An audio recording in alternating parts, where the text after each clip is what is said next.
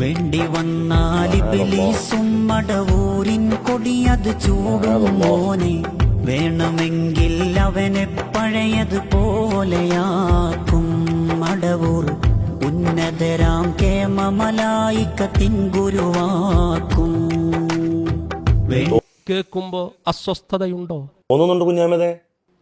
സമാധാനക്കുറവുണ്ടോ? തോന്നുന്നുണ്ട്, തീർച്ചയായിട്ടും തോന്നുന്നുണ്ട്. ഒരു വിശ്വാസിയെ സംബന്ധിച്ചിടത്തോളം അങ്ങനെ തോന്നിയേ പറ്റൂ. എന്താണ് കുഞ്ഞമ്മദ ഈ പാടുന്നത്? ഇത് ആരുടെ വാദമാണ്?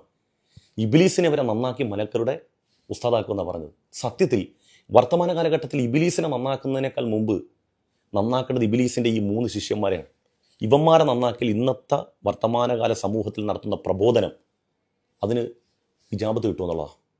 കാരണം ഇന്ന് ഒരു പറ്റം ചെറുപ്പക്കാരായ ഒരു പറ്റം യുവാക്കളെ അവരെ അള്ളാഹുവിൻ്റെ ദീനിൽ തെറ്റിച്ച് കുഫ്രിയത്തിൻ്റെ പച്ചയായ കുഫ്രിയത്തിൻ്റെ വാത്തിലേക്ക് കൊണ്ടുവന്ന് ഇതിനേക്കാൾ വലിയ ഉദാഹരണം എന്താണ്? ഇപ്പം കഴിഞ്ഞ ദിവസം മുസ്തഫ മൗലവി ആരാണെന്ന് ഈ പൊതുസമൂഹത്തിന് അറിയാം. അയാളെ കൊണ്ടുവന്ന് ഇതിനെ തൗബ ചെയ്യിക്കാൻ വേണ്ടി അയാൾ പിറ്റേ ദിവസം പറഞ്ഞെന്താ, ഞാൻ തൗബ ചെയ്യാൻ പോയില്ല, എൻ്റെ ആവശ്യമില്ലെന്നാണ് പറഞ്ഞത്. നാണം കെട്ടില്ലേ? ഇങ്ങനെ പച്ചക്കള്ളവും നാണം കെട്ട ഉളുപ്പില്ലാത്ത വർത്താനമല്ലാതെ എന്തെങ്കിലും ഒന്ന് പറയാനുണ്ടോ നിങ്ങൾക്ക് ഈ പൊതുസമൂഹത്തിന് മുമ്പിൽ? നിങ്ങളൊരു ത്വരീക്കത്തുകാരാണെന്ന് പറഞ്ഞിട്ട് ഞാനിങ്ങനെ ആലോചിക്കുകയാണ്, ഈ നിങ്ങളുടെ അനുയായികളായ ആളുകൾക്ക് കിട്ടുന്ന ഏത് തരത്തിലുള്ള ആത്മീയമായ ഉപദേശമാണ്?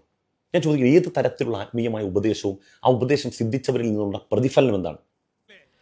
അവരൊക്കെ അണ്ണാക്കിലിട്ട് പൊട്ടിച്ച് അവരൊക്കെ ഇരുത്തേണ്ടടത്തിരുത്തി അവരെ വായടപ്പിച്ച ഞാൻ നോക്കുമ്പോഴൊക്കെ കാണുന്നത് ഈ സോഷ്യൽ മീഡിയയിൽ ഈ പറയപ്പെട്ട ഒരു നൗഷാദ് ബാബു ഇവരടക്കമുള്ള കുറേ ടീമുകൾ ഈ സൈബർ അറ്റാക്ക് അല്ലാതെ ഇവർക്ക് എന്താണ് സത്യത്തിൽ എന്തെങ്കിലും ഇമാത്ത് ചെയ്യാൻ സമയം കിട്ടുന്നുണ്ടോ?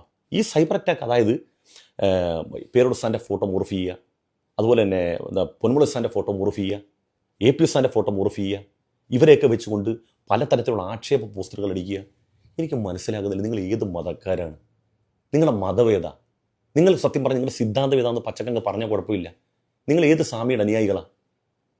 എന്നിട്ട് പറയുകയാണ് ഞങ്ങൾ അള്ളാഹ്, ഈ തൊള്ളോണ്ട് അള്ളാഹ്, എന്ത് നിനക്കൊക്കെ എന്തല്ല, നിൻ്റെയൊക്കെ ഇവിടെ നിന്നോട്ട് ഇറങ്ങാത്ത ദീനാണത്. നിങ്ങളെക്കൊണ്ട് നിങ്ങളീ നടത്തുന്ന പ്രഭാഷണം കൊണ്ട് കുറേയേറെ ചെറുപ്പക്കാർ മുറുത്തദ്ധാവും എന്നുള്ളതല്ലാതെ അള്ളാഹുവിൻ്റെ ദീനിന് 10 പൈസ നയാ പൈസയുടെ ഗുണം നിങ്ങൾക്കൊണ്ടില്ല.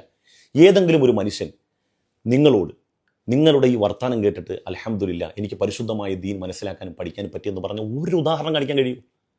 ഒരു ഉദാഹരണം പറ്റുമോ? നിൻ്റെയൊക്കെ വായിന്ന് എന്താണ് ഈ വരുന്നത്? എടാ കുഞ്ഞാമ്പതേ, നീ ഒരു കാര്യം മനസ്സിലാക്കുക, നിനക്ക് സനത് എന്നൊരു ഉസ്താദല്ലേത്? നീ മൂപ്പരുടെ ആശയത്തോട് നിനക്ക് ഏതെങ്കിലും തരത്തിൽ വിയോജിപ്പുണ്ടെങ്കിൽ അത് സഭ്യതയായിക്കൂടെ? നീ എന്തൊക്കെ ഈ ഒരു സ്വന്തം ഉസ്താനെ ഈ വിളിച്ചു പറയുന്നത്? നിനക്ക് നാണം തോന്നില്ലേ? എടാ ഇതിപ്പോൾ സത്യം പറഞ്ഞാൽ നിനക്ക് കോഴി ഇറച്ചിയും കോഴി ബിരിയാണിയും അതുപോലെ തന്നെ ഇവന്മാരെ കൂടെ ഇങ്ങനെ നടക്കുമ്പോൾ വണ്ടിക്കൂലിയൊക്കെ കിട്ടും.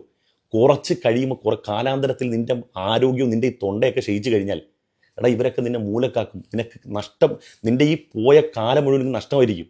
ചിന്തിച്ച് പ്രവർത്തിക്കാൻ നോക്കി. ഇവന്മാർക്ക് വേറെ പണിയിൽ ദുർവാശയില്ലാതൊന്നുമില്ല.